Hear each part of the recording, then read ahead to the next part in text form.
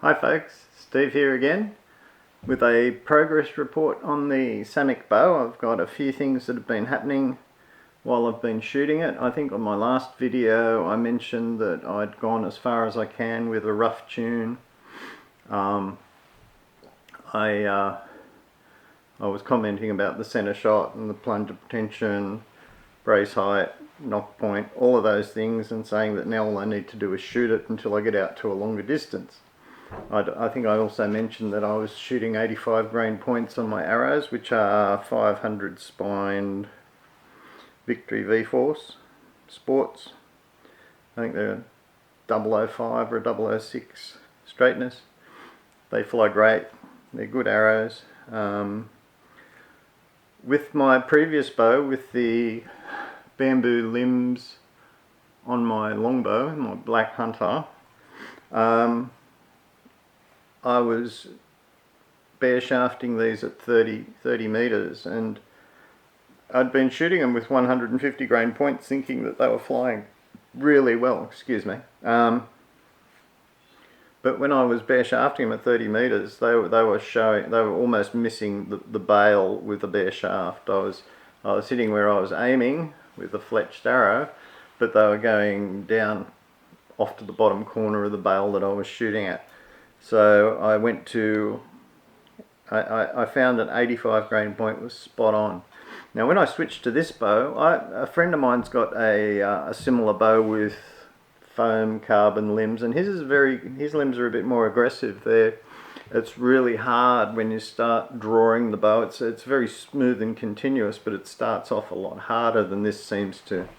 This bow seems to build up a bit more gradually, but it's very smooth, and I don't know if that's because of the longer limbs or the make of the limbs. I'm guessing that they can all be very different. So I was anticipating that this would be a more aggressive bow than my longbow, but it's not. It's a lot more forgiving and a lot more smoother.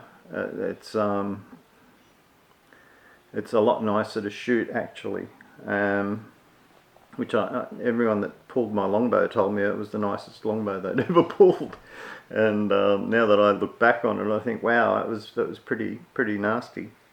I think it might just be something to do with the bamboo. I think bamboo has a very springy characteristic about it. I think you'll find you get faster arrow speeds with bamboo versus carbon. I think the carbon doesn't give you quite the same speeds, but it does give you a lot of consistency, which is something that I'm really enjoying about this. So things that I thought were true but aren't necessarily true is pretty much where we're going with this little video. When I got this bow into its rough tune state, where I thought everything was pretty good, center shot, plunger tension, knock point, all of those things, and then I went out and took these arrows and started bare shafting them with 85 grain points, which I thought should be pretty close. Wow. They were shooting really stiff, and I've now settled back on 150 grain point. As they were coming out of the bow, watching them fly towards the target, they were coming out like this, and then the back end was lifting up in flight, which told me that the knocking point was too low. So I started out with 3/8 above horizontal, and now I'm up to a ½ an inch.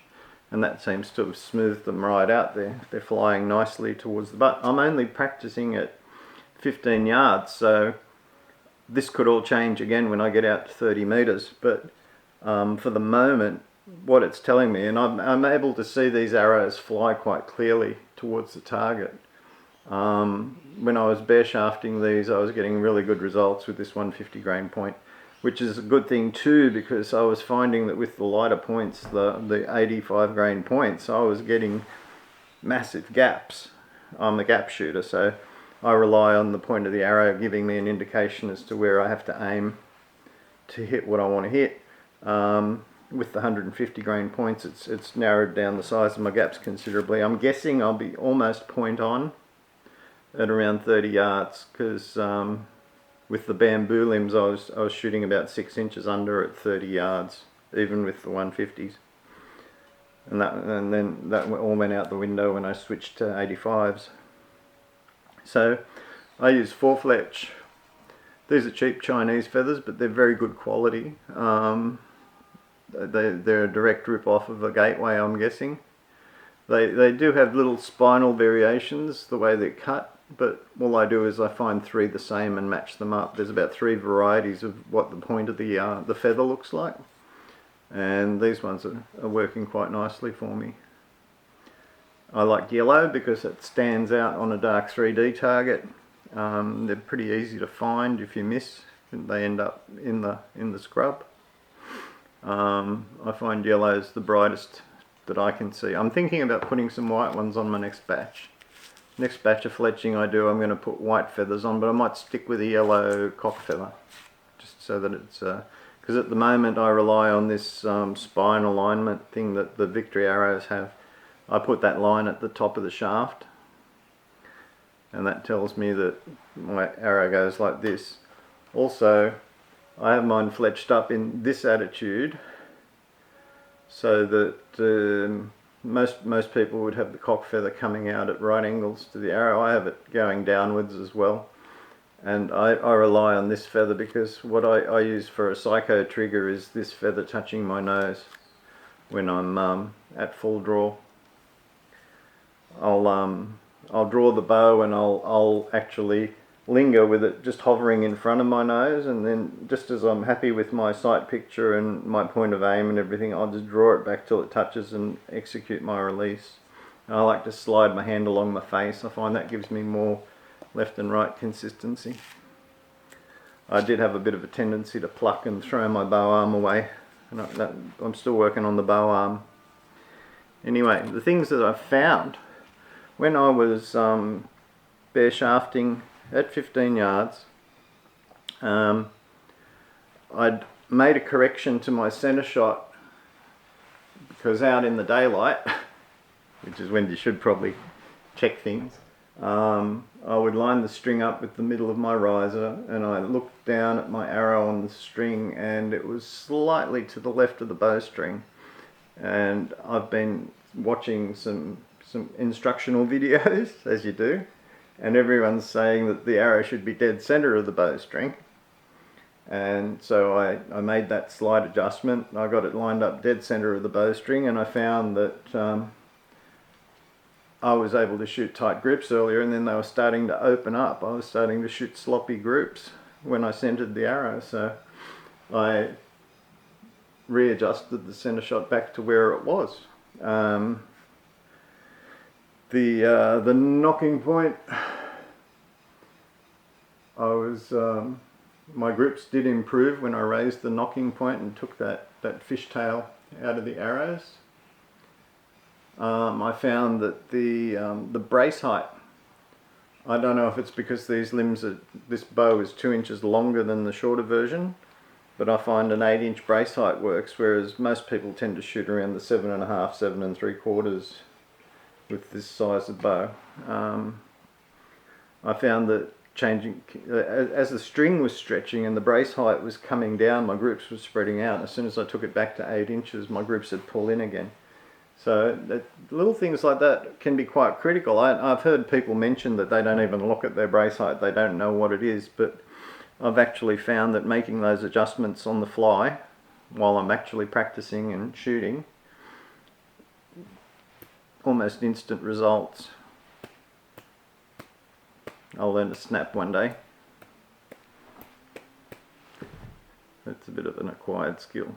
Anyway, the other thing that I ended up doing, looking at forums and things, a lot of people were saying that with the flipper wire, the hook on the end should be where your arrow rests. The arrow should actually rest on the hook, just slightly off center, so that the arrow is not actually in contact with the wire. And I tried that arrangement at first. I found it gave me problems trying to find exactly where my knocking point should be, and I was finding I was getting some inconsistencies. When I cut this wire, I bent a new hook into it about the same size as the hook that was there originally, and I found that this rest was causing a lot of noise, and with that hook this wire had to be adjusted so it was lower down on this bush, What I've done is I've cut about 3/4 of the hook off, and I've left just the tiniest amount of upsweep on the end of the wire now, and it's caused me to bring this right up. So there's about 1/8 of an inch wire protruding out of the top, whereas before it was flush. And in this position it centers my arrow on the plunger, and it again, it's as soon as I did that, my grips tightened up. So it's not necessarily what's meant to be, it's what seems to work, is what I'm finding as I go on this little journey with tuning and setting this bow up. Because I went to a higher point weight, I slightly increased my plunger tension, and again I watched my grips open up, so I reduced my grips. I reduced the tension ever so slightly. I've locked it in place now. The plunger will unscrew, but the click function's not working. I have to back that off if I want to make any adjustments to it. And again, eased it off, and I found that my grips tightened up. So what I'm thinking now is, if I shoot bare shaft out of this, I'm probably not going to get a good bare shaft flight, but I'm considering that what's actually the state that it's at now is actually a state of grip tuning that is where it needs to be for me to shoot accurately at 15 yards. That remains to be seen where that'll end up over a 30-yard distance. So at this point I'm happy with where everything is. I'm not worried about shooting bare shafts out of it anymore. These could be considered to making the arrows soft. I've got my doubts. Again, I won't know until I shoot it a longer distance, but at the moment I'm shooting nice tight, say 3-inch grips most of the time. There's the odd flyer as always, but that's just me being sloppy. The other thing that I found with this was I could draw the bow and then let it down, and the top string was moving out of the string slot on the limb, and I was immediately worried that I had some kind of twist in the limb or something like that, but I reversed the limbs and it did the same thing. And what I've found is this particular string, it's a Flemish twist, but it doesn't actually come with a formed loop. These loops almost, if you take this string off, excuse me, if you take this string off, it twists up to almost nothing. You have to actually untwist it a bit to get it to go over the end of the bow limb. And what I found was the nature of the twist was actually causing the string to travel sideways a little bit. Whereas with a properly formed loop, it wouldn't be the case at all. The string would follow where it's being pulled to. So I've sort of worried away at the loop a little bit to keep it to stay open, and now I'm finding that the string settles down into the groove every time I just draw the bow and let it down. So there's no problem with that. I do have another string on order. I've been in contact with my friend Tommy McDonald, and I've ordered a string. I've chosen some colours I like. When that comes, I'll do another video of opening that string up and putting it on the bow and figure out how many twists I have to put in to get the brace height right. And also I'll do a follow-up to say when it stopped stretching and how long. This string has been on the bow since I got it, and I've adjusted it quite a few times. I've put 3 or 4 turns in it to bring it back to 8 inches, because it comes down to 7 7/8, and then I'll take it back up to 8 and a bit, and then it'll come down to 8, and then it stays there for a while, and then it'll, over the course of a few days of shooting, it'll come back down to 7 7/8. So it's been about 3 weeks, I guess, 2-3 weeks that this string's been on here. I haven't unstrung the bow. I haven't left the bow sitting unstrung at any stage. It's under constant tension.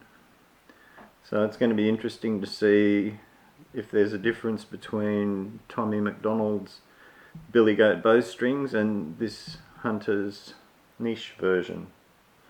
I'm sure Tommy's is going to be a much better looking string, but that's fine.